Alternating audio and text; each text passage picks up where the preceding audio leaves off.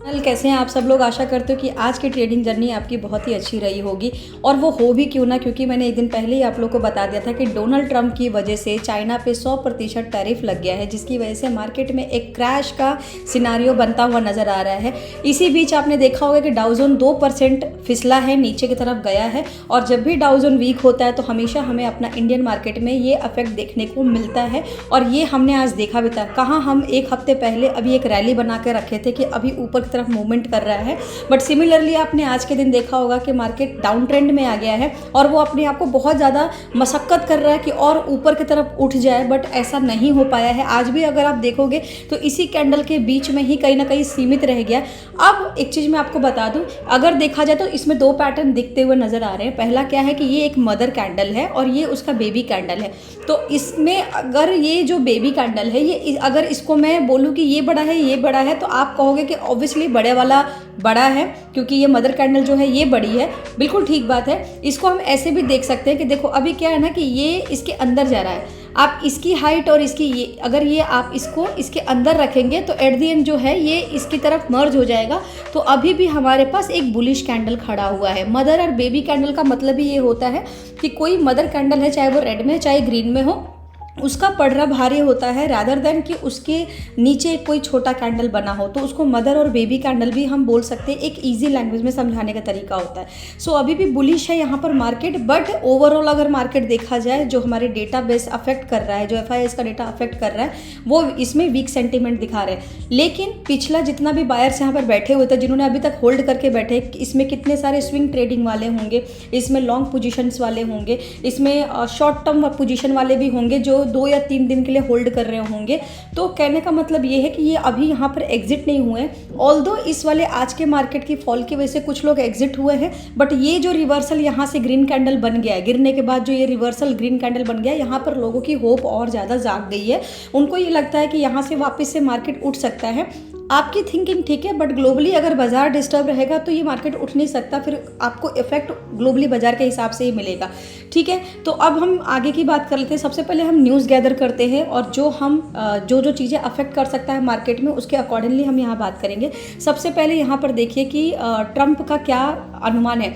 Trump चाहते हैं कि जो दुनिया भर में अगर किसी का पड़रा भारी हो तो सिर्फ मेरा हो, यानी कि अमेरिका का हो। अमेरिका चाहता है कि मैं एक शक्तिशाली देश बनूं और मेरे आगे सब झुक के रहे, बट चाइना ये सब चीज़ें नहीं करने देना चाहता है, जिसकी वजह से वो एंग्री होकर इस पर 100% टैरिफ लगा दिया है।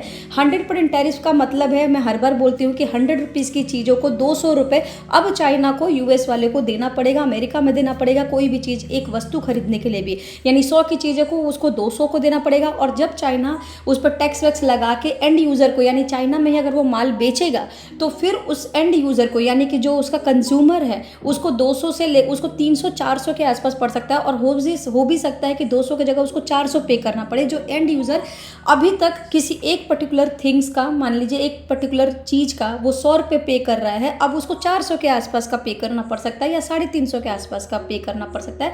जिसकी वजह से चाइना के जो कंज्यूमर है, जो वहाँ की आबादी है, वो वहाँ की सरकारों पे भी कहीं ना कहीं अफेक्ट डाल सकती है या वहाँ की सरकारों से वो नाराज़गी भी जता सकती है। बट इसमें चाइना का कोई गलती नहीं है, इसमें है अमेरिका डोनाल्ड ट्रंप का।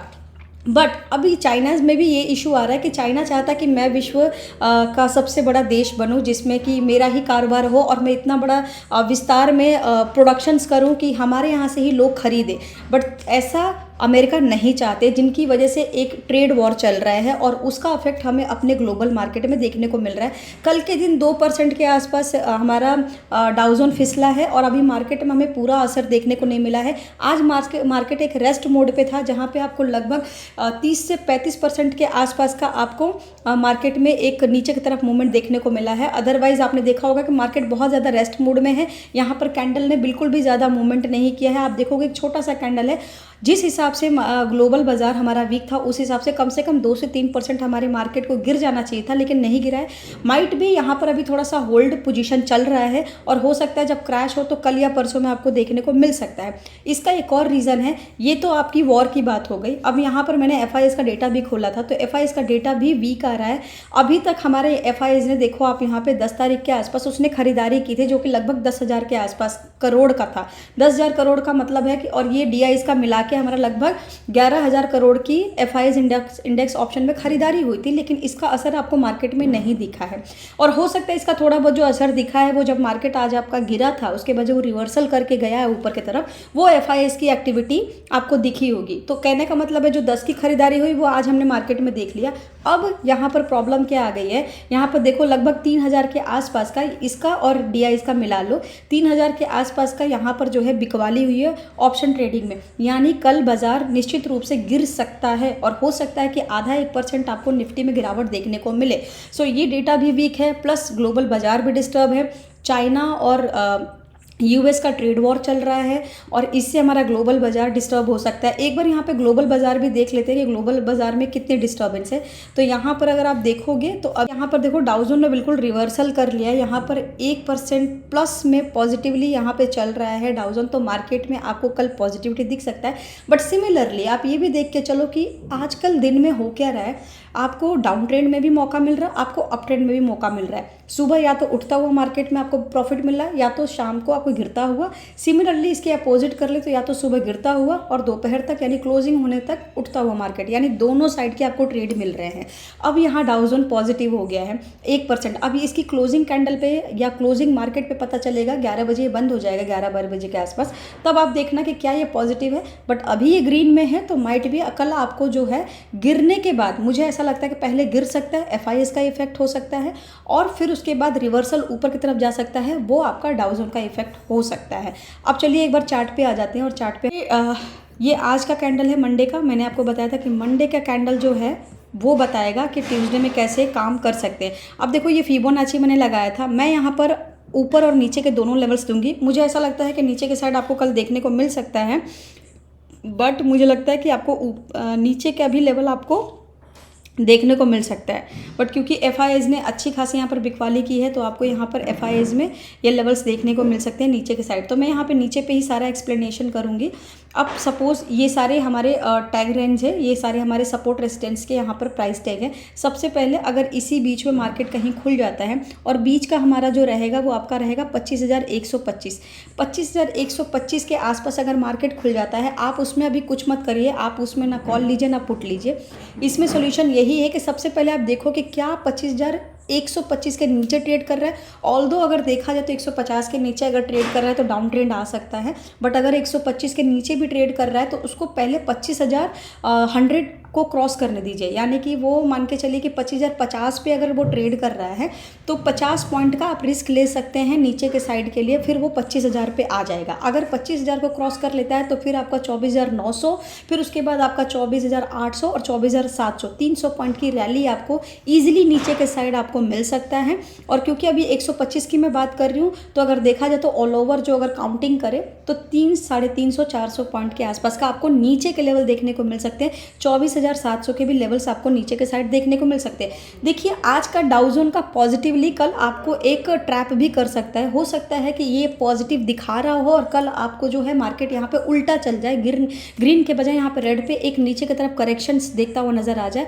तो मुझे ऐसा लगता है कि आज का ग्लोबल बाजार कल का एक ट्रैप हो सकता है हमारे लिए, क्योंकि लोग अगर पॉजिटिव सोच के बैठे हैं और कल मार्केट गिर गया तो डाउ जोन का कोई असर नहीं होगा। हो सकता है कल का सिर्फ FIs का ही असर हो। बट अगर हमारी मार्केट ऊपर की तरफ उठ गया तो FIs का असर फिर 2 दिन बाद आपको मिलेगा, लेकिन मिलेगा तो ज़रूर, क्योंकि इनकी जो सपोर्ट हमारे डेटा एनालिसिस के जो सपोर्ट होते हैं, ये सपोर्ट हमारे FIs और ग्लोबल बाजार ही होता है।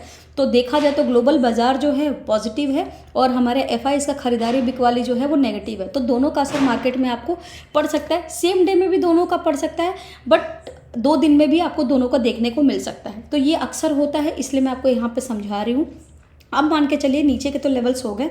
अब सपोज कि ऊपर के साइड के ऊपर प्लान करता है तो 25,125 के आसपास ही मार्केट खुलता है तो उसको सबसे पहले 25,200 तक आने दीजिए। हालांकि 25,150 के बाद भी आप 50 पॉइंट का रिस्क ले सकते हैं, बट मैं आपको यहाँ पर नहीं बोलूँगी। बेस्ट है कि 25,250 एक जो है आपका एक सॉलिड यहाँ पर रेसिस्टेंस है जहाँ से आप ऊपर के साइड प्लान कर सकते हो।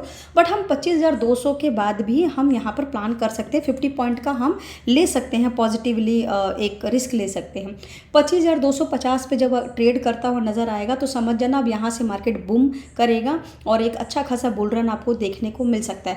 अब सबसे बड़ी बात कि जब 25,250 तक क्रॉस कर देता है तो फिर इस कैंडल का जो हाई है वो रहेगा आपका 25,334 तक आने देना।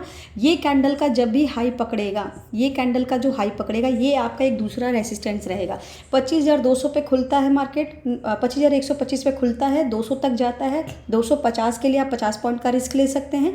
50 के बाद फिर अगर वो ऊपर तरफ ट्रेड करा सस्टेन करके तब तो अच्छा खासा बुल रन देखने को मिला। फिर आपको 100-150 पॉइंट आराम से ऊपर की साइड मिल सकते हैं। फिर आपका जो सेकंड रेसिस्टेंस रहेगा वो इसी कैंडल का हाई रहेगा, वो रहेगा 25,334 और इसके ऊपर गया तो और भी वेल एंड गुड है। आप अकॉर्डिंगली जो है अपने 20-25 पॉइंट का टारगेट लगा के आप यहाँ से प्रॉफिट कर सकते हैं। होप आपको मेरा वीडियो अच्छा लगा हो। अगर मेरा वीडियो आपको अच्छा लगा हो तो प्लीज़ मेरे चैनल को लाइक शेयर एंड सब्सक्राइब करें। ये सारे लेवल्स आप प्लीज़ डेफिनेटली मार्क कर लें क्योंकि ये आपको सपोर्ट रेजिस्टेंस बना के ट्रेड करने में बहुत मदद कर सकता है। सेंटिमेंट जो है वो नेगेटिव है। मैं कर देती हूँ कि देखिए ग्लोबल बाजार जो है अभी पॉजिटिव है। 2 दिन पहले, कल 1 दिन पहले वो नेगेटिव था बट अभी पॉजिटिव है। तो मुझे ऐसा लगता है कि ये ग्लोबल बाजार कल के हमारे मार्केट में ट्रैप हो सकता है, यानी हम उसकी पॉजिटिव की जगह हम नेगेटिव भी देख सकते हैं। और FIS का जो बाज़ार है, अगर FIS की हम डेटा की बात करें तो वो नेगेटिव है, उसका इफेक्ट भी हमें कल देखने को मिल सकता है। उसका इफेक्ट मुझे ऐसा लगता है कल देखने को मिल सकता है या परसों देखने को मिल सकता है क्योंकि ये बहुत ज़्यादा अभी ख़रीदारी के बाद बिकवाली हुई है। तो मोस्ट प्रॉब्ली FIS का डेटा आपको सुबह ही देखने को मिल जाए, नीचे गिरता हुआ मार्केट आ जाए और पॉजिटिव बाजार क्योंकि ग्लोबल आज के दिन पॉजिटिव है तो हो सकता है आपको सेकेंड हाफ से रिवर्सल जोन देखने को मिल जाए यानी पॉजिटिविटी। तो कुल मिला के आपको दोनों साइड के ट्रेड मिलेंगे, आप दोनों साइड के ट्रेड को प्लान कर सकते हैं।